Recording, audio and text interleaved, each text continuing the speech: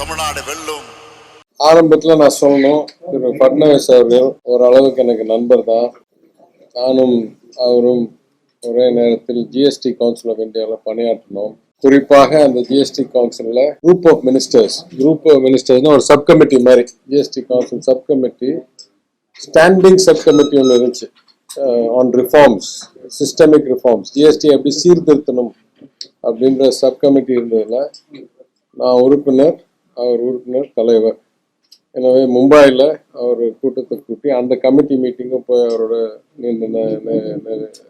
உரையாடல் நடத்தியிருக்கேன். அதனால இது தனிப்பட்ட முறையில் எனக்கு நண்பர்னாலும் அவர் சொன்ன கருத்துக்கு பெரிய வேறுபாடு எனக்கு இருக்குன்றதுனால நான் அடிப்படையிலேருந்து கொஞ்சம் இந்த மெட்ரோவுடைய வரலாறை பயன்படுத்தி, ஏன் எங்கள் தலைவர் முக்கிய குறிப்பு நான் இங்க ஏன் இது கூட்டிருக்கேன்னா, ஏன் எங்க தலைவர் சொல்றாரு இது டெல்லிக்கும் தமிழ்நாடுக்கும் உள்ள ஒரு தேர்தல் அப்படின்றதுக்கு மெட்ரோவே சிறந்த உதாரணம்னு எடுத்துக்காட்டுறதுக்காக நான் இவ்வளவு தெளிவா உங்களுக்கு பல தகவலை கூற விரும்புகிறேன்.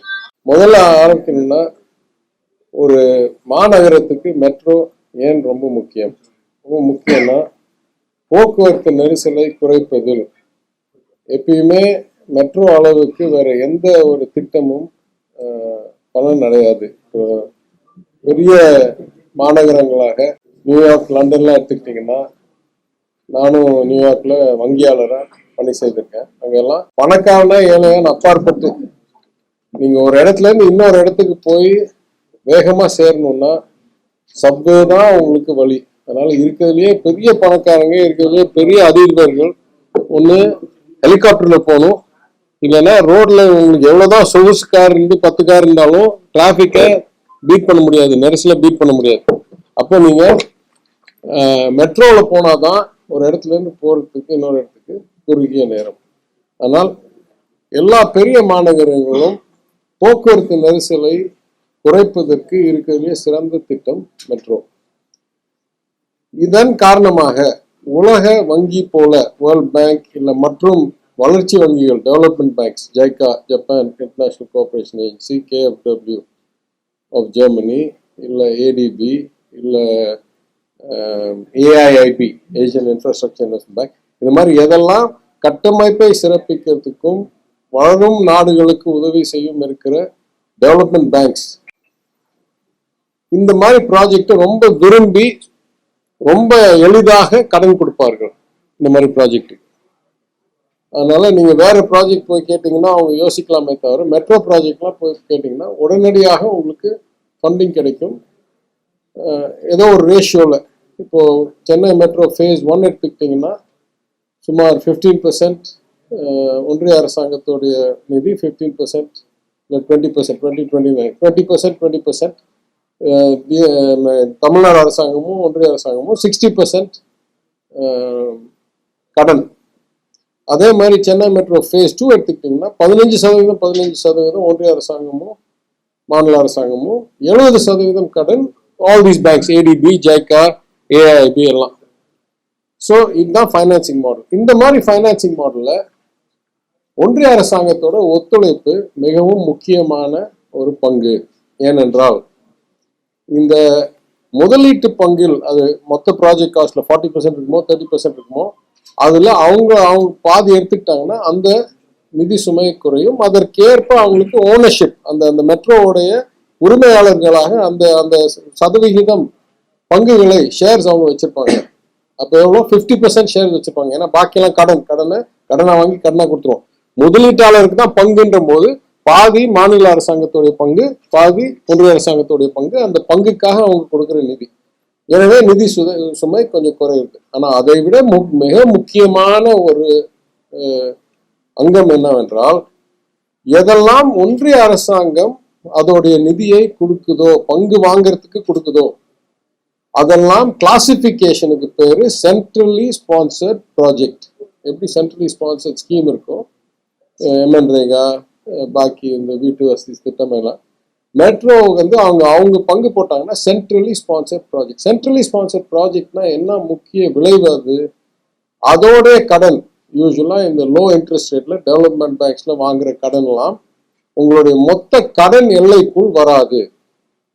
ஒரு ஆண்டு பொறுப்புள்ள நிதி மேலாண்மை சட்டத்துக்கும் அதே போல் ஒன்றிய நிதி குழு ஃபைனான்ஸ் கமிஷன் எல்லைக்கும் அதே போல் article 293 subsection B of the constitution சட்டமைப்புடைய ஒரு ஆர்டிகிள் எடுத்து ஒன்றிய அரசாங்கம் வருஷம் வருஷம் உங்களுக்கு கடன் எல்லையை நிர்ணயிக்கும் போது இந்த மெட்ரோக்காக வாங்கின கடன் அந்த எல்லைக்குட்டு சேர்க்கப்படாது. இதுதான் பலன் அவங்க சேர்றதா இருந்தா. ஏன் இந்த வரலாறுலாம் சொல்ற வரேன்னா, ஏற்கனவே இந்த ஒன்றிய அரசாங்கம், நான் பல முறை கூறியிருக்கிறேன், மக்களுடைய வரிப்பணத்தை, குறிப்பாக தென்னிந்தியாவில் தான் கூடுதல் வரிப்பணம் செலுத்துறோம், அது இன்னொரு கேள்வி, இன்னொரு காலத்துக்கு. ஆனா மக்களுடைய வரிப்பணத்தை வைத்து அரசியல் செய்யறது இது வரைக்கும் இந்திய நாட்டின் வரலாற்றில் எந்த ஒரு பெரிய ஒன்றிய அரசும் செய்யாத அளவுக்கு இந்த பாஜக அரசாங்கம், என்டிஏ அரசாங்கம் செய்து கொண்டே வருது பல வகையில். இங்க உங்களுக்கு ஏற்கனவே தெரியும், அந்த SSA ஃபண்ட்ஸை 2000 சொச்சம் கோடி நம்மளுக்கு இதுல கல்வித்துறையில வர வேண்டியதை அவங்க பாஸ் பண்ண பட்ஜெட் பில்ல, அப்ரோப்ரியேஷன் பில்ல கண்டிஷனே இல்லை, நீங்க NEP ஏற்றுக்கிட்டாதான் இந்த பணம்னு. ஆனா அவங்க பாஸ் பண்ண பில் படி கொடுக்க வேண்டிய பணத்தை கொடுக்காம இல்ல நீங்க மும்மொழி போடணும், NEP போடணும். அதனால நான் இங்கிலீஷ்ல சொல்றேன், they weaponize taxpayers money for political purposes. அரசியலுக்காக பொதுமக்கள் நிதியை எடுத்து அரசியல் பண்றாங்க. இது ரொம்ப நாள் நடந்துட்டு இருக்கு, ரொம்ப வகையில் நடந்துட்டு. குறிப்பா உதாரணம் சொல்லணும்னா சென்னை மெட்ரோ ஃபேஸ் 2 எடுத்துங்க. சென்னை மெட்ரோ ஃபேஸ் 2 உடைய ஒரிஜினல் எஸ்டிமேட் வந்து 47,000 கோடி பக்கத்துல. அதுல 15% நம்ம முதலீடு, 15% ஒன்றிய அரசாங்கத்துடைய முதலீடு, பாக்கி கடன் இந்த 3 வங்கிகள். இந்த 3 வங்கிகளும் நானே நிதியமைச்சராக சந்திச்சு ரொம்ப மகிழ்ச்சியோட கொடுக்குறேன்னு ரெடியா இருக்காங்க. என்ன ஆயிடுச்சு, மெட்ரோ ஃபேஸ் 2 அறிவிச்சது எந்த அரசாங்கம் ஞாபகம் இருக்கா உங்களுக்கு? 2016 ADMK கவர்மெண்ட்ல சென்னை மெட்ரோ ஃபேஸ் 2 அறிவிச்சு 2019-20 அந்த தேர்தல் வரும்போது, பாராளுமன்ற தேர்தல் வரும்போது பாஜக அரசாங்கமும் 2016 பாஜக தனி, அதிமுக தனி, அதுக்கப்புறம் கூட்டணி அமைஞ்சு அவங்க தேர்தல் வரும்போது ஒன்றிய அரசாங்கம் இதற்கு ஒப்புதல் கொடுக்கிற மாதிரி பொது வழியில் உரையாடி அது தேர்தலுக்கு உதவும் என்று நினைத்து அறிவிச்சு பணியெல்லாம் ஆரம்பிக்கிறோம்னு சொல்லி, குறிப்பா 2021 தேர்தலுக்கு இது மிகவும் பலனடையணும் அரசியல் ரீதியாக என்றதற்காக அன்றைக்கு இருந்த ஒன்றிய உள்துறை அமைச்சர் 2020 ஆண்டு நவம்பர் மாசம் நினைக்கிறேன் சென்னைக்கு வந்து அடிக்கல் நாட்டிட்டு போறார். ஞாபகம் இருக்கா? இல்ல தகவல் போய் பார்த்து எடுக்கலாம். அப்பனா சென்ட்ரல் சப்போர்ட்டோட இருக்கிறது என்ற என்ன சொல்றது அடையாளமாக அவர் வந்து 2020 எக்ஸாக்ட் டேட் சொல்றேன், நவம்பர் 2020 வந்து அடிக்கல் நாட்டிட்டு போறாரு ஃபேஸ் 2க்கு. வாய் வழியாக சொல்லிட்டாங்க 2019 எலெக்ஷன்ல. 2020ல ஒன்றிய உள்துறை அமைச்சரே வந்து அடிக்கல் நாட்டிட்டு. அப்ப நம்ம எதிர்பார்ப்பு என்ன, இதை வந்து சென்ட்ரலி ஸ்பான்சர்ட் ப்ராஜெக்டா ஃபேஸ் 1 மாதிரி, பாக்கி ஃபேஸ் மாதிரி இவங்க பாதி நம்ம பாதி முதலீடு செஞ்சு பண்றோம்னு. ஆனா பல மாதங்களுக்கு எந்த வேலையும், எந்த ஒன்றிய அரசாங்க அப்ரூவலும் வரல. வாயில சொல்லிட்டாங்க, அடிக்கல் நாட்டிட்டாங்க. ஆனா அதுக்கு கோப்பு நகத்துல அதுக்கு PIB approval, promotion investment board அப்ரூவலும் வரல. அது அமைச்சரவையில வச்சு நிதியும் ஒதுக்கல, அது ஒன்றிய பட்ஜெட்லயும் வரல. ஆனால் இவங்க அடிக்கல் நாட்டின பிறகு 2 நன்மை செஞ்சிருக்காங்க. 21-22 ஆண்டோடைய ஒன்றிய அரசாங்க நிதிநிலை அறிக்கையில் இது சென்ட்ரலி ஸ்பான்சர்ட் ப்ராஜெக்டாக தான் இருக்க போகுது அப்படின்னு மொத்த விலையோட 63,246 கோடி சென்னை மெட்ரோ ஃபேஸ் 2, அதில் நாங்கள் எப்பயும் போல் ஃபேஸ் 1 போல பங்கேற்க போறோம் என்று கூறுகிறார்கள். அடிக்கல் நாட்டுறது 2020 நவம்பர், பட்ஜெட்ல வர்றது February 21-22 பட்ஜெட்ல. அதற்கு பிறகு August 17, 2021 Public Investment Board approves that it shall be a central sector project. So முதல்ல அடிக்கல், அதுக்கப்புறம் பாராளுமன்ற ஒப்புதல், அதுக்கப்புறம் PIB. இதெல்லாம் பண்ண பிறகு ஆளுக்கு 15%, அதுவும் 11% எக்விட்டி, 4% சபார்டினேட் டெட், அதெல்லாம் டெக்னிக்கல் இஷ்யூ, டசன்ட் மேட்டர். 70% கடன். இதுக்கு ஏஐஐபி, ஏடிபி, ஜைகா, என்டிபி இவங்கெல்லாம் கொடுக்குறாங்க. நான் நிதியமைச்சர் அன்னைக்கு நிதிநிலை வேகமாக சிறப்பித்து கொண்டாடுறோம். ஆனால் என்ன ஒரு குறை ஆயிடுச்சு, நிதிநிலையை சிறப்பிக்க கோவிட் 2வது அலை மிகவும் வேகமாக வந்தும் அதை நம்ம எதிர்பார்ப்படாத வகையில் வந்ததும், அதே மாதிரி 3வது அலை வந்ததும், அதற்கு கவனம் செலுத்த வேண்டியதும், கூடுதல் லாக்டவுன் வந்ததும்லாம் என்னாச்சு, நிதிநிலை சிறப்பித்தமே தவிர முதலீடுகள், கேபிட்டல் இன்வெஸ்ட்மெண்ட் ப்ராஜெக்ட்ஸை, கட்டுமான பணிகளை நம்மளால செய்ய முடியவில்லை. எனவே ஆண்டு முடிகிற நேரத்தில் நான் முதலமைச்சரிடம் சென்று உத்தரவு கேட்டேன். ஆனால் நம்ம நல்லா சிறப்பித்துட்டோம், சென்னை மெட்ரோவுக்கு இன்னும் அரசாங்கம் மெதுவாக போயிட்டுருக்கு. ஏன்னா போன வருஷமே அடிக்கல் நாட்டிட்டாங்களே தவிர தோண்ட ஆரம்பிச்சிட்டாங்க, எல்லா வேலையும் ஆரம்பிச்சிச்சு. வங்கியெல்லாம் கரெக்டாக இருக்காங்க. மே ஜூன் மாதத்துலேயே நான் ஏஐபி எல்லாம் சந்திச்சிட்டேன், எல்லாம் ரெடியாக இருக்காங்க பணம் கொடுக்கறதுக்கு. இப்போது மார்ச் ஆயிடுச்சு, மார்ச் 2022 ஆயிடுச்சு. இந்த நேரத்தில் ஒன்றிய அரசாங்கம் இப்போதான் பட்ஜெட்டில் போட்டிருக்காங்க, பிஐபி அப்ரூவல் கொடுத்தாங்களே தவிர நிதி ஒதுக்கல, அவங்க பங்கை நம்மளுக்கு அனுப்பலை. ஆனாலும் நம்மளும் ஓரளவுக்கு நிதியை முன்னேற்றிட்டோம். அது இல்லாமல் கேபிட்டல் ப்ராஜெக்ட்ஸ் கொஞ்சம் கம்மியாக இருக்குது. உங்கள் உத்தரவோடு நான் கூடுதலாக வேகமாக, அவங்க பணம் வராமையே நான் கூடுதலாக ஒரு 3500 கோடி சென்னை மெட்ரோவுக்கு நம்ம முதலீடு செஞ்சிடலாம், நம்ம பங்கை அட்வான்ஸாக பண்ணிடலாம், பணியை தொடருவோம். அப்போ தொடர்றதுக்கு ஏற்கனவே ஒன்றிய அரசாங்கம் பில்லெல்லாம் லேட் ஆகுது, இந்த அப்ரூவல்லாம் லேட் ஆகுதுன்றதுனால ஏடிஎம்கே பீரியட்லேயே அடிக்கல் நாட்டின பிறகு தற்காலிகமாக இதை ஸ்டேட் ப்ராஜெக்ட்னு வச்சுக்கிட்டு வேலையை ஆரம்பிச்சிருக்கலாம். என்னைக்கு ஒன்றிய அரசாங்கம் ஒப்புதல் கொடுக்குதோ, அவங்க பங்கை கொடுக்குதோ, அதை சென்ட்ரல் ப்ராஜெக்ட் மாற்றிக்கலாம் அப்படின்ற பணியில் ஆரம்பிச்சிருக்காங்க, தோண்ட ஆரம்பிச்சிட்டாங்க. கோவிட் வந்துச்சு, வேற எனக்கு நிறைய குறை. சரி, இப்போ அந்த நிதி ஒதுக்கும் போது நான் திருப்பி டெல்லிக்கு போய் நான் இன்னொரு தடவை நிதியமைச்சர் செயலர்கிட்டலாம் கேட்டுக்கிறேன். நீங்கள் கொடுக்க வேண்டியது நீங்களே அறிவிச்சிட்டீங்க, நீங்கள் கொடுப்பீங்கன்ற நம்பிக்கை இருக்குது. ஆனால் இந்த பணி தாமதமாகக்கூடாது, எனவே நாங்கள் அவசரமாக இந்த பணியை சேர்க்கிறோம். தயவில் எங்கள் செயலில் எங்களுக்கு கையில் பணம் இருக்குது, அதனால் நாங்கள் கொஞ்சம் அவசரமாக வேலை செய்கிறோம். கடன் கொடுக்குறவங்களும் இப்போதைக்கு ஸ்டேட் ப்ராஜெக்டாகவே கடன் கொடுக்குறேன்றாங்க. எப்போ நீங்கள் பங்கு கொடுக்குறீங்களோ அது சென்டராக மாற்றிக்கலாம், அதனால் பணி தாமதமாகாமல் கொஞ்சம் ஸ்பீடாக போகணும். சரி, நீங்கள் பண்ணுங்க. அப்படி தானே ஏற்கனவே அவங்க ஆரம்பித்தாங்க, ஒன்றும் ஸ்பெஷல் பர்மிஷன் இல்லை, ஏடிஎம்கே கொடுத்த பர்மிஷனை நம்மளுக்கும் நீடிக்கிறாங்க. சரி, ஒத்துழைப்பு கொடுக்குறோம், எவ்வளோ சீக்கிரம் முடியுமோன்றாங்க. அந்த வேலையை நம்ம ஃபாஸ்ட்டாக பண்ண ஆரம்பிக்கிறோம். ஃபாஸ்ட்டாக பண்ண ஆரம்பிக்கும் போது என்ன ஆயிடுது, கடன் நம்ம அவங்க யோசிச்சு பாருங்க, 64,000 கோடியில் வெறும் 30% நம்ம பங்கு, 15 நம்ம, ஒன்றியம் 15னா பாக்கி 70%, 46,000 கோடியில் கிட்டத்தட்ட ஒரு 30,000 கோடி கடன், 31,000 கோடி கடன். அந்த 30,000 கோடியில் அவசரமாக ஒரு 6,000 8,000 வாங்குறோம் இந்த வேலையை செய்யறதுக்கு, நம்ம பங்கு அவங்க கடனில். இப்போ என்ன பிரச்சனை, இன்னும் சென்ட்ரலி ஸ்பான்சர்ட் ப்ராஜெக்ட் ஆகலைன்னா அந்த கடன் நம்ம கடன் எல்லையை தட்டுது. அப்போ கூட முதல் 2 வருஷம் எனக்கு கவலை இல்லை, ஏன்னா அன்னைக்கு வச்சிருந்த எல்லையோட முதல் 2 ஆண்டுகள் நம்ம வாங்கின கடன், நான் நிதியமைச்சர் இருக்கும்போது சுமார் 28,000 கோடி கம்மி. அவங்க வச்சிருந்த வரம்போட 28,000 கோடி கம்மி வாங்கினோம் 2 ஆண்டுகள்.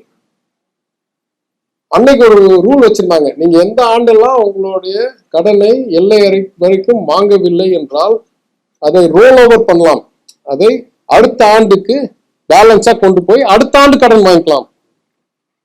இந்த ஆண்டு 50,000 வச்சுங்க, நம்ம வாங்குறது 40,000, அடுத்த ஆண்டு 60,000னா இந்த 10,000 சேர்த்து அடுத்த ஆண்டு 70,000 வாங்கலாம் அப்படின்னு ரோல் ஓவர் ஃபெசிலிட்டி கொடுத்துருந்தாங்க. அதனால இது 28 அப்படியே ரோல் பண்ணிட்டே வந்தோம். இவங்க எப்போ சென்ட்ரல் ப்ராஜெக்ட்னு ஒப்புக்கொள்றாங்களோ நம்மளுக்கு 2 நன்மை. ஒன்று, அந்த முதலீடு வரும் பணமாக. 2வது, இந்த கடனை நம்ம எல்லையிலிருந்து எடுத்து தனியாக வச்சுக்கிட்டு அந்த கூடுதல் நம்ம வாங்குறதுக்கு வாய்ப்பு இருக்கு. இதை இன்னைக்கு பண்றேன், நாளைக்கு பண்றேன்னு சொல்லி எத்தனையோ முறை நம்ம விண்ணப்பம் கொடுத்து கடைசியா எப்போ கேபினெட், ஏன்னா பிஐபி ப்ராஜெக்டுக்கு அப்ரூவல், நிதியை ஒதுக்கிறது 21-22ஆம் ஆண்டு நிதிநிலை அறிக்கையில் இருந்த திட்டத்திற்கு ஒன்றிய அரசாங்கத்துடைய கேபினெட் ஒப்புதல் வந்தது 2024 அக்டோபர். கரெக்டா? அறிவிச்சது திட்டம் 2016, அடிக்கல் நாட்டினது 2020, ஒன்றிய அமைச்சரால் பிஐபி அப்ரூவல் வந்தது 2021, பட்ஜெட்ல சேர்க்கப்பட்டது 21-22, கேபினெட் அப்ரூவல் வருது 2024. அதுக்கப்புறம் பணம் வந்துச்சா இல்லையான்னு தெரியல, என்ன நிதி அமைச்சர்ல, அதனால அந்த கணக்கெல்லாம் எனக்கு வராது. அப்ரூவ் பண்ணிட்டாங்க, பணம் கொடுத்தாங்களா என்ன. இதுதான் என்ன சொல்றது, மாற்று என்ன சொல்றது, ஸ்டெப் சைல்ட் ட்ரீட்மெண்ட்னு சொல்லுவோம். என்ன இது வந்து ஒரு எனக்கு வேண்டியவங்கன்னா ஒரு மாதிரி, வேண்டாதவங்கன்னா ஒரு மாதிரின்ற செயலுக்கு முழு ஆதாரம் சென்னை மெட்ரோ ஃபேஸ் 2. நான் இன்னும் வேற எந்த மெட்ரோக்கும் வரல. இதுவே என்னை பொறுத்த வரைக்கும் மக்கள் பணத்தை வைத்து அரசியல் செய்வது. இதுவே காமிக்குது டெல்லி அவங்க திருப்பி திருப்பி சொல்ற மாதிரி, நீ அவங்களுக்கு வாக்கு போட்டாதான் அவங்க நியாயமா இருப்பாங்களே தவிர வேற யாருக்கும் வாக்கு போட்டா இருக்க மாட்டாங்கன்றது மரபுக்கு விரோதமா, சட்டமைப்புக்கு விரோதமா, நியாயத்துக்கு விரோதமா, தனி மனிதன் சுதந்திரத்துக்கு விரோதமா கட்டாயப்படுத்துறாங்க. நீ கொடுத்தாதான் பணம் கொடுப்பேன், எப்படி நியாயமா? சரி, அதை விடுங்க. இப்போ கோயம்புத்தூர், மதுரை எடுத்துக்கோம். எல்லாம் கேட்குறாங்க, பிடிஆர் மதுரைக்கு என்ன சொன்னாங்க, மதுரைக்கு என்ன செஞ்சாருன்னு. வேற எத்தனையோ உதாரணம் சொல்றதுக்கு நான் மதுரை மெட்ரோவும் சேர்க்கணும். ஏற்கனவே கோயம்புத்தூர் மெட்ரோ பல ஆண்டுகள் அறிவிக்கப்பட்டு பல டெக்னிக்கல் ப்ராப்ளம்னால் டிபிஆர் கூட ப்ரிப்பேர் பண்ணாம இருந்த சூழ்நிலையில் நம்ம ஆட்சி வந்த உடனே நான் முதலமைச்சரிடம் போய் கோரிக்கை வைத்து, உலக அளவில் பார்த்தா எங்கெல்லாம் பழமையான மாநகரங்கள் இருக்கோ அதில் மதுரை ஒரு சிறந்த உதாரணம். 2000-3000 ஆண்டுக்கு மேல் இங்கே தொடர்ந்து மக்கள் தொகை கணிசமாக இருக்கிற ஒரு மாநகரம். இந்த இடத்தில் மெட்ரோ, அதுவும் அண்டர் கிரவுண்ட் மெட்ரோ இல்லாமல் என்னைக்குமே போக்குவரத்து நெரிசலை நம்மளால தீர்க்கவே முடியாதுன்னா, இதை நான் 2016 கன்னி பேச்சில் பேசியிருக்கிறேன். நான் ஒரிஜினல் சட்டமன்ற உறுப்பினராக ஜூலை 2016. உங்க தயவோடு இதை நம்ம உடனே எடுக்கணும்னு சொல்லி அறிவிச்சு டிபிஆருக்கு நிதி ஒதுக்கி பல ஆண்டுகளுக்கு முன்னால் அறிவிக்கப்பட்ட கோயம்புத்தூர் மெட்ரோவையும் உடனடியாக அறிவிக்கப்பட்ட சென்னை மெட்ரோவையும் சேர்த்து ஒரே நேரத்தில் டிபிஆர் தயார் செஞ்சு அந்த டிபிஆர் ரெண்டும் அரசாங்கத்துக்கு சென்னை மெட்ரோ என்ற ஒரு எஸ்பி ஸ்பெஷல் பர்பஸ் என்டிட்டியால் கன்சல்டன்ட் அப்பாயிண்ட் பண்ணி அவங்க சமர்ப்பிக்கிறாங்க. அவங்க ஜூலை 2023 கொடுக்கிற அறிக்கைகள் மதுரை மெட்ரோவுக்கு 31.93 கிலோமீட்டர்,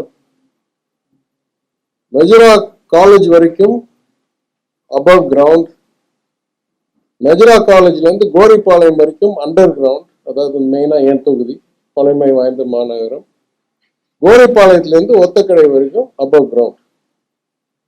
இதுதான் ப்ராஜெக்ட். இதுல எஸ்டிமேட் வந்து 11,000 கோடி.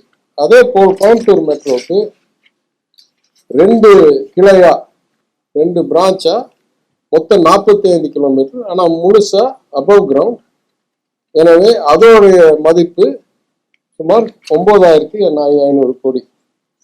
இது ரெண்டையும் நம்ம பெற்று, யாரு ஏஜென்சின்னா நான் திருப்பி சொல்றேன், எல்லா ஏஜென்சியும் தயாரா இருப்பாங்க இது ஃபண்டிங் பண்றதுக்கு. ஏன்னா இது போக்குவரத்து நெரிசலை குறைக்கிறது, பப்ளிக் டிரான்ஸ்போர்ட் யூட்டிலைசேஷனை இன்க்ரீஸ் பண்றது, எல்லா வகையிலும் என்வாயரன்மெண்டல் பெனிஃபிட் இருக்கும். எல்லா வகையிலும் this is an ideal project for development banks around the world. அந்த அடிப்படையில் ஜைகா மதுரைக்கு ரெடி பண்ற மாதிரி இந்த பிளானும், கோவைக்கு KFW and AIB partnership, KFW German Development Bank and AIB Asian Infrastructure Investment Bank தயாராக இருக்காங்க. இந்த ப்ரொபோசலை நம்ம ஒன்றிய அமைச்சரவைக்கு அனுப்பி விடுறோம். அங்கே என்னென்ன நடக்கணும், அங்கே பிஐபி அப்ரூவ் பண்ணும், கேபினெட் அப்ரூவ் பண்ணும் ஃபண்டிங்க்கு, அதுக்கு அந்த ஷேருக்கு அப்ரூவ் பண்ணும். இது 23 நாட்களுக்கு பிறகு பல நாட்கள் தாமதமாக வைத்திருந்து ரிஜெக்ட் பண்றாங்க. ஞாபகம் இருக்கா? ரெண்டையும் ரிட்டர்ன் பண்றாங்க. ரிட்டர்ன் பண்ணும்போது மெயினா சொல்லக்கூடிய காரணம் மக்கள் தொகை பத்தவில்லை. மக்கள் தொகை மினிமம் 20 லட்சம் பேர் இருக்கணும். ஆனா என்ன பண்றாங்க, மக்கள் தொகை இருக்கிறத 2011 சென்சஸ் மக்கள் கணக்கெடுப்பை வைத்து சொல்றாங்க 2011 அப்புறம் 2021 ஒன்று நடந்திருக்க வேணும். கோவிடுக்காக ஒத்தி வைக்கப்பட்டால் they should have started in 22-23. இந்த தொகுதி மறுவரையறை இப்போ பார்லிமெண்ட்டுக்கு பண்றதுக்கு கொஞ்சம் கிளாஸ் எல்லாம் இருந்துச்சு அந்த 25 இயர் எக்ஸ்பைரி இல்லைன்னு நான் அஞ்சுகிறேன்.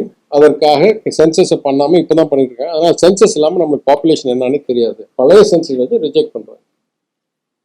என்ன ஆச்சரியம்னா அதே நேரத்தில் பல வட மாநிலங்களுடைய மெட்ரோ ப்ரொபோசலை அப்ரூவ் பண்றாங்க. இன்க்ளூடிங் குறிப்பாக சொல்லணும்னா ஆக்ரா 17.6 லேக் தான் மக்கள் தொகை. தானே, அதாவது மும்பையோடைய சபமான தானேவில் 18 லேக். அப்போ மதுரை சொல்றாங்க வெறும் எங்க கணிப்புப்படி 15 லட்சம் தான். அதனால அது வயபுளா இல்லையான்னு தெரியல. மக்கள் தொகையும் 10லன்றாங்க. கோயம்புத்தூர்ல 21.37 லட்சம் மக்கள் தொகையை நாங்கள் ஏத்துக்கிறோம். ஆனா நீங்க போடுற திட்டம் அதெல்லாம் சாத்தியமாகுமா அப்படின்றது தெரியலன்னு சொல்லிட்டு ரிஜெக்ட் பண்ணிடுறாங்க. பாக்கியெல்லாம் கொடுத்துறாங்க. இன்னும் ஒரே ஒரு பொது கருத்தை சொல்லிட்டு நான் இப்போ திரு ஃபட்னவிஸ் கருத்துக்கு நான் வர்றேன். இண்டோருக்கு ஏற்கனவே அப்ரூவ் பண்ணி இண்டோர்ல பிரதமர் அவர்கள் 31 மே 2025 போய் திறந்து வைத்திருக்கிறார். இண்டோருடைய மக்கள் தொகை அவங்க சொல்றாங்க 21.7 லட்சம் இருக்கலாம், இல்லாம இருக்கலாம். திறந்திருக்காங்க ஏற்கனவே. அதனால நம்ம பழசை பத்தி பார்க்க வேண்டாம், இப்போ யோசிக்கலாம். திறந்த சப்வே. இனிஷியல் முதல் வாரம் இலவச பயணம். இலவச பயணம் அன்னைக்கு சராசரி ஒரு நாளைக்கு 25 நபர்கள் அந்த மெட்ரோவில் பயணம் செய்தார்கள். 25,000 ஒரு மாதத்துக்குள் அது 500க்கு இறங்கிவிட்டது. ஒரு நாளைக்கு பயனாளர்கள் 500. மார்ச் 26 ஏப்ரல் 26க்குள் அது சுமார் 170 200 என்று குறைந்து விட்டது.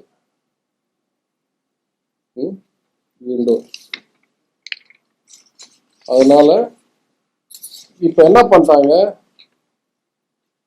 அந்த நம்பர் ஆஃப் ஜேர்னிஸை குறைச்சிட்டாங்க. இன்னைக்கு இருக்கிற சூழ்நிலையில வெறும் 10 மணி காலையிலேருந்து 6 மணி வரைக்கும் தான் ஓடுது. அதை கூட சில மாதங்கள் முழுமையா சஸ்பெண்ட் பண்ணிட்டாங்க. பணியாளர்களை வேலையிலிருந்து நிறுத்தி விட்டார்கள். இன்னைக்கு இருக்கிற சூழ்நிலை டிக்கெட்ல வர்ற வருமானத்திலிருந்தும் ஒப்பிட்டு பார்த்தா வெறும் எலக்ட்ரிசிட்டி மின்சாரமும் ஆப்ரேட்டிங் காஸ்டும் டிக்கெட் வருமானத்தோட அதிகமா இருக்கு. இதெல்லாம் அவங்க அப்ரூவ் பண்ணி, ஏன்னா அவங்க பிஜேபி கவர்மெண்ட் இண்டோர்ல மத்திய பிரதேஷ்ல. சரியா? இப்போ இதெல்லாம் தாண்டி இங்க பேசினது எனக்கு அதிர்ச்சியும் ஆச்சரியமும் உருவாகுது. இது அவர் இங்கிலீஷ்ல பேசினதுனால நான் இங்கிலீஷ்ல சொல்றேன். ஏன்னா அவர் வெபாட்டும் அவர் கொடுத்த கருத்தை நான் இங்க எடுத்துக்கிறேன். என்ன சொல்றாரு, முதல் அதாவது அந்த வேட்புமனு தாக்கல் செஞ்ச உடனே வெளியே வரும்போது சொல்றாரு, absolutely I am sure that once Rama Srinivasan ji is elected as MLA, we will take him to the Honorable Prime Minister Narendra Modi ji. வேற என்னமோ கருத்தெல்லாம் சொல்லிட்டு அவருக்கு கோயில் பிடிச்சிருக்கு, அவருக்கு தமிழ்நாடு பிடிச்சிருக்குலாம் சொல்லிட்டு, so I am sure that once Rama Srinivasan ji reaches Modi ji, the metro will reach Madurai. எனக்கு என்ன புரியலன்னா, ஒரே கட்சியில இருக்காங்க, என்னைக்கு வேணாலும் ஒருத்தர் தொடர்பு கொள்ளலாம். ரீச்னா எனக்கு என்னன்னு புரியல. அதாவது நான் சொன்னேன்னா தப்பா. அதனால ரீச்னா எனக்கு புரியல. ஒரே கட்சியில ஒரு நிர்வாகியா இருக்கார். ரீச்னா என்னைக்கு வேணாலும் தொடர்புக்குள்ள சூழ்நிலை தானே இருக்கணும். அப்போ இங்கிலீஷ் வார்த்தை ரீச்சுக்கு எனக்கு என்ன இங்க புரிதல்னு எனக்கு தெரியல. ஆனாலும் அவர் சொல்றாரு, ஒரு தொகுதியில் ஒரு பாஜக வேட்பாளர் தேர்ந்தெடுக்கப்பட்டால் ஒரு மாநகரத்தோடைய போக்குவரத்து நெரிசலை குறைக்கும் 12,000 கோடியான ப்ராஜெக்ட் உடனடியாக நிறைவேற்றப்படும், இல்லை அப்ரூவல் ஆகப்படும்னு சொல்றாரு. இது எந்த வகையில நியாயமா சொல்ல முடியும்? இது அர்த்தம் கூட புரியல. ஏன்னா அடுத்த கருத்தாவது எனக்கு அர்த்தம் புரியுது, அது தவறான ஒரு நோக்கம். ஆனா இதுக்கு அர்த்தம் கூட புரியல. ஒரு 234 தொகுதி இருக்கு, அதுல ஒரு தொகுதியில ஒரு பாஜக வேட்பாளர் ஜெயிச்சா 20 லட்சம் மக்கள் இருக்கிற ஒரு மாநகர ஏரியாவில் 12,000 கோடிக்கு ஒரு ப்ராஜெக்ட் அன்னைக்கு அப்ரூவல், அது அவங்க பரவாயில்ல, அப்ரூவல் ஆகிட்டா அதில் 15% அவங்க போடுவாங்க, 15% இது வேற.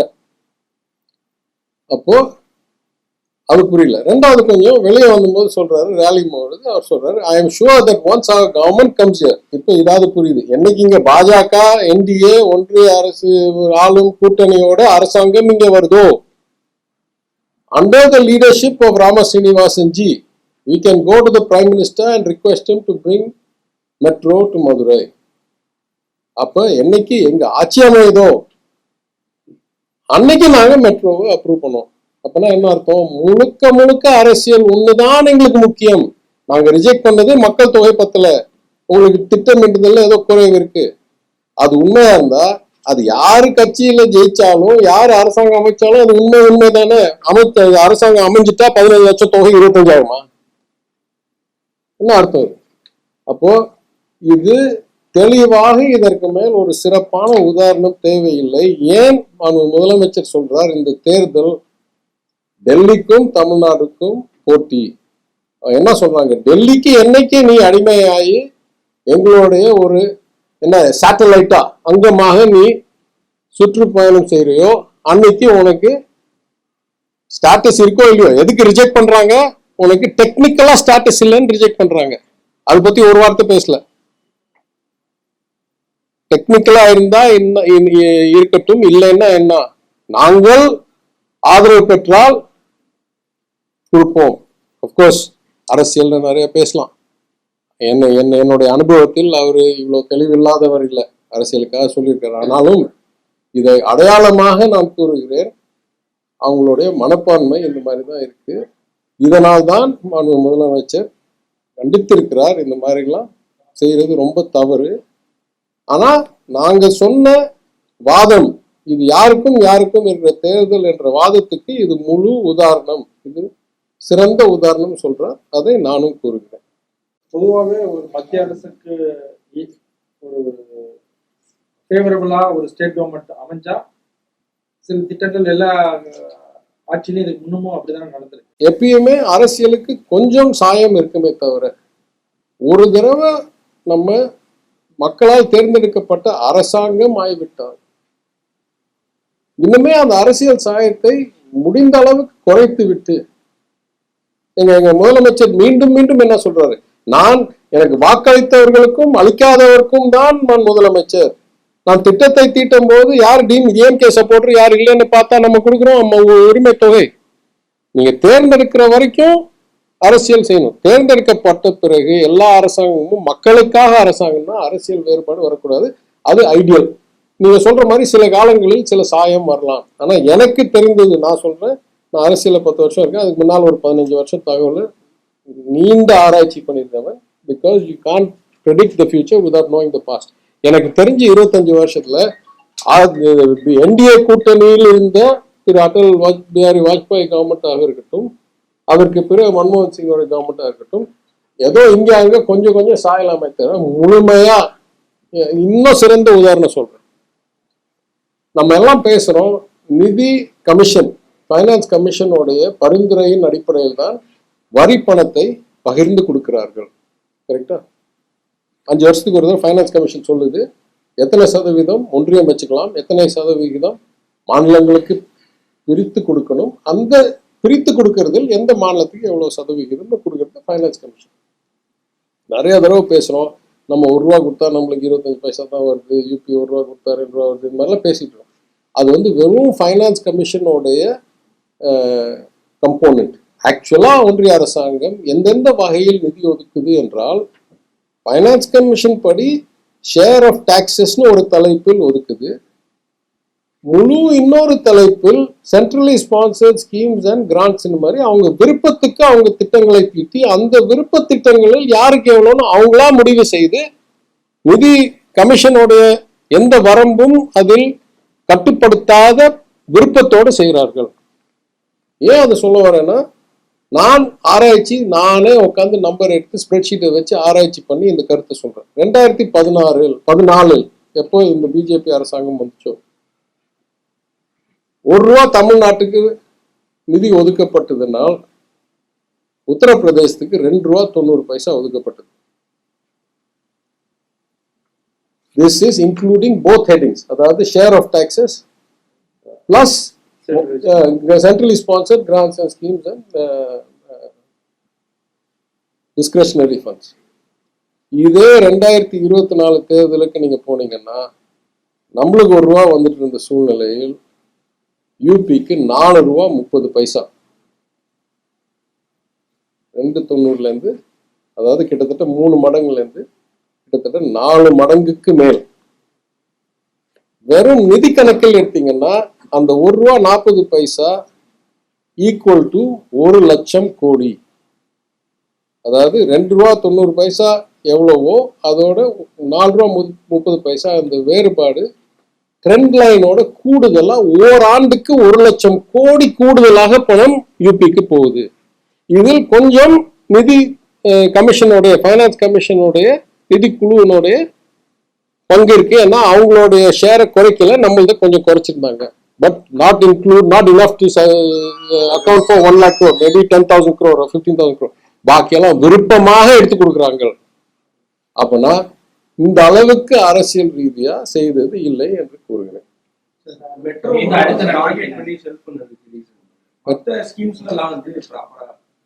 எல்லா ஸ்கீம்லயும் இப்படியே குறைச்சிட்டு தானே வருது. அதனால்தான் 290க்கும் 430க்கும் இருக்க வித்தியாசம். ரொம்ப தெளிவான கேள்வி கேட்குறீங்க. எல்லா ஸ்கீம்ஸ்லயும் என்ன ஆரம்பிக்கும் போது என்ன சொல்லுவாங்க, நீங்க 50 நாங்க 50, இல்ல நீங்க 20 நாங்க 80ன்னு ஆரம்பிப்பாங்க. 2014ல வருஷம் வருஷமா என்ன சொல்லுவாங்க, இல்ல நீங்க 70 நாங்க 30, இல்ல நீங்க 90 நாங்க 10. ஆனாலும் அந்த அட்டையில் பிரதமர் படத்தை போடணும், ஆனாலும் அதற்கு பேரு ஏதோ ஒரு சான்ஸ்கிரிட் பேர் போடணும், அப்பதான் இது கொடுப்போம். இப்ப இதே இந்த நிதி இந்த ஸ்கூல் நிதி சர்வ சிக்ஷா அபியான் சம்திங் என்னமோ போட்டாதான் உனக்கு அந்த 2,500 கோடி. மொத்த தமிழ்நாடு பட்ஜெட் என்ன பள்ளிக்கல்விக்கு நான் கடைசியா நிதி அமைச்சர் 38,000 கோடி என்னன்னு நான் பார்க்கல. அப்ப இவங்க கொடுக்கறதே 2,000 சொச்சம் கோடி தான். அது ஒரு சின்ன பங்கு தான். அதுக்கு அந்த பேர் போட்டாதான் கொடுப்போம். அதனால எல்லா ஸ்கீம்லயும் இதே மாதிரி ஒரு ஆற்றான் மனப்பான்மை.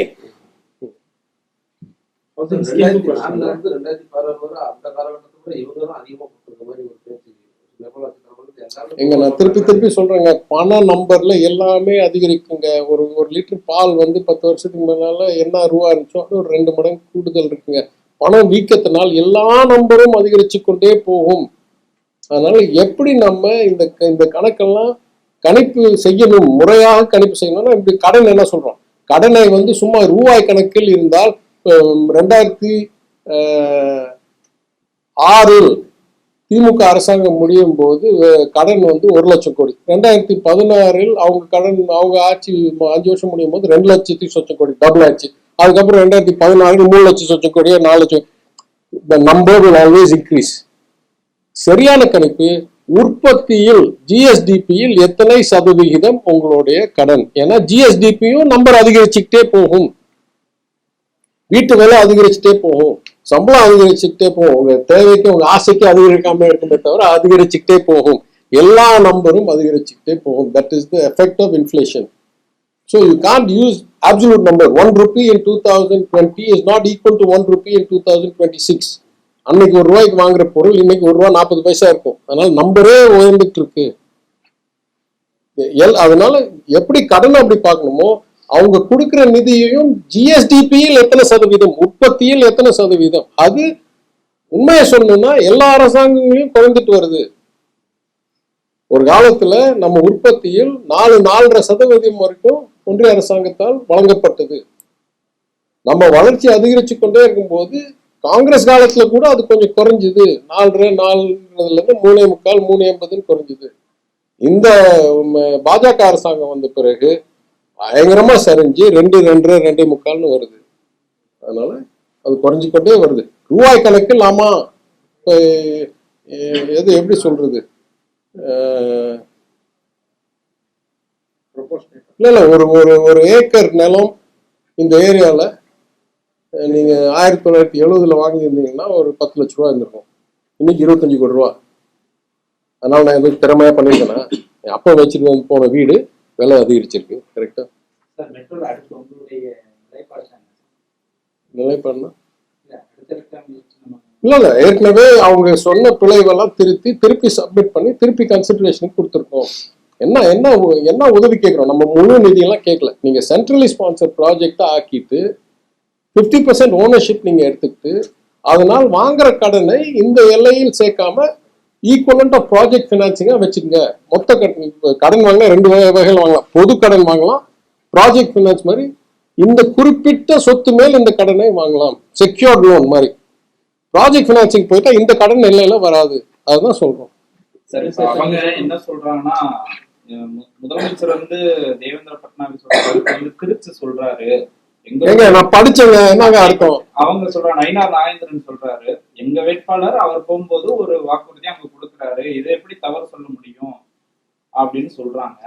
இவ்வளவு பெரிய விஷயமா இல்ல நான் என்ன சொல்றேன், அதுக்காக தான் இது வெறும் அந்த ஒரு விஷயமா இருந்தா நான் ஏன் இது வரைக்கும் போய் சென்னை மெட்ரோல என்ன நடந்துச்சு, ஃபேஸ் 2ல என்ன நடந்துச்சு, எத்தனை நாள் தாமதமாச்சு, இதெல்லாம் நான் சொல்றதுக்கே காரணம் it is of a pattern. இதுதான் அவங்களுடைய முறை. இந்த தடவை சொல்லியிருக்காங்களே தவிர தொடர்ந்து வஞ்சிக்கிறார்கள். அவங்களுக்கு இங்க நல்ல வாக்குறுதிகளை நாங்கள் நல்ல சப்போர்ட் இல்லைன்றதுனால அவங்க அவ்வளவா நம்ம மேல் நியாயமான வர வேண்டியதை பாசத்தோடு அன்போடு கொடுக்கறது இல்லை. இதுதான் உண்மை. சார், நீங்க சொல்றது பார்த்தா this is not only for that 50% ஃபண்டுக்காக இல்ல, to make the state government bleed financially. I don't want to attribute motives. I am saying that if they do not support, it is not that the equity infusion is a big difference. இப்போ 10,000 கோடி ப்ராஜெக்ட்னா அவங்க கொடுக்க போறது இப்போ 1,500 கோடி. அவங்க 2,800 கோடி நம்ம கல்விக்கே கொடுக்காத போது உங்களுக்காக நாங்கள் மாற்ற மாட்டோம், சரிட்டா?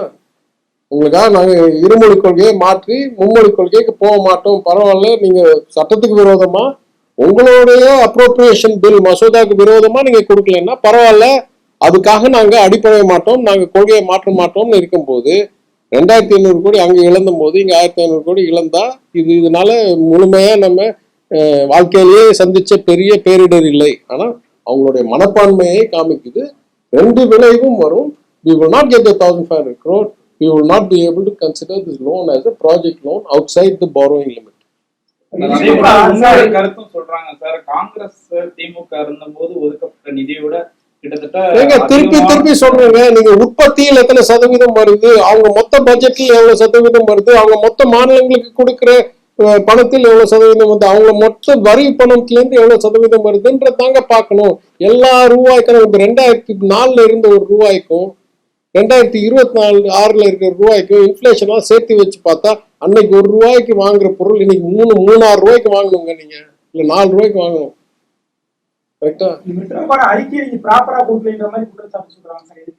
அப்பனா என்ன சொல்லணும், இது 4 திருத்தி கொடுங்க, நான் அடுத்த தடவை எடுத்துக்கிறேன்னு சொல்லணும். ரிஜெக்ட்னு சொல்லிட்டு நீ திருத்தி கொடுக்கலாம் சொல்லல. அப்ப நம்மளா திருப்பி அனுப்பிடுறோம். தமிழ்நாட்டுக்கு கொடுக்கப்பட்ட நிதி எங்க போச்சு அப்படிங்கிற மாதிரி பிரச்சாரம் ஏங்க, நான் திருப்பி சொல்றேன், ஒரு காலத்துல நம்ம மொத்த செலவு உற்பத்தியில் 15% போல இருந்தால், 14% 15% போல, அது 10% நம்மளோட சொந்த வருமானமும் 4-4.5% நம்மளுடைய வரி பணமும் சென்ட்ரலி ஸ்பான்சர் ப்ராஜெக்ட்ஸும் அங்கேருந்து வர்றதாக இருந்தது. கரெக்டா? இன்னைக்கு உற்பத்தியில 2-2.25 தான் அவங்க கொடுக்கறது. நம்ம பட்ஜெட் இன்னும் 13-14 இருக்கு. நம்ம வருமானம் கொஞ்சம் சரிஞ்சிருச்சு. அதனால்தான் நம்ம கடன் அதிகரிக்கிறது. Partly because they are not giving us. So அடிப்படையா நான் கேட்க வேண்டிய கேள்வி, நீங்க கொடுக்குற பணம் எங்க போகுதுன்னா, நீங்க கொடுக்கறதே எங்க பட்ஜெட்ல மிக குறுகிய அமௌண்ட் தான். மொத்த பட்ஜெட்ல இப்போ யூபி எடுத்துக்கிட்டா ஒன்றிய அரசாங்கம் பணம் வரலன்னா யூபி நடக்காது. பீகார் எடுத்துக்கிட்டா ₹1 பீகாருடைய முழு ஆண்டு நிதிநிலை அறிக்கையில செலவு பண்றதுல 65 பைசாவோ 70 பைசாவோ ஒன்றிய அரசாங்கத்தால் வழங்கப்படுறது. நம்மளுக்கெல்லாம் 20 பைசா 25 பைசா. அப்போ அவங்களுடைய பங்கும் கம்மி, அது குறைஞ்சிக்கிட்டும் இருக்கு. அவங்களுக்கு இருக்கிற மாநிலங்களில் அவங்களுடைய பங்கு மிகவும் அதிகம், அது அதிகரிச்சு கொண்டே இருக்கு. நான் கேட்கிறேன், உண்மையிலேயே நான் திருப்பி கேட்கணும்னா, அவங்கெல்லாம் ₹1 வரி பணம் கொடுத்தாங்கன்னா நீங்க ₹3-4 திருப்பி கொடுக்குறீங்க. நாங்க ₹1 வரி பணம் கொடுத்தா ஒரு காலத்துல 50 பைசா வந்துச்சு, அப்புறம் 40 பைசா வந்துச்சு, அப்புறம் 30 பைசா வந்துச்சு, அப்புறம் 25. கொடுக்குற 25யும் என்னென்னமோ கண்டிஷன் போட்டு இது சிங்கிள் நோட்ல ஏஜென்சி போடு, இது பண்ணு அது பண்ணி, பிரதமர் படத்தை ஓட்டு, சான்ஸ்கிரிட் பேர் போடுன்னு எல்லாம் கண்டிஷன் போட்டு கொடுக்குறீங்க. அதுக்கு மேல் நாங்கள் கொடுத்த பணம் எங்கே போச்சுன்னா நீங்கள் கொடுக்குறதே ரொம்ப கம்மி தான். அதெல்லாம் தாண்டி 10 மடங்கு நாங்கள் செலவு பண்ணுறோம். அதில் எங்கேயோ தண்ணியில் கலந்து போச்சு, அவ்வளோதான். ஏங்க மெட்ரோன்னு சொன்னங்க, அதுக்கு மேல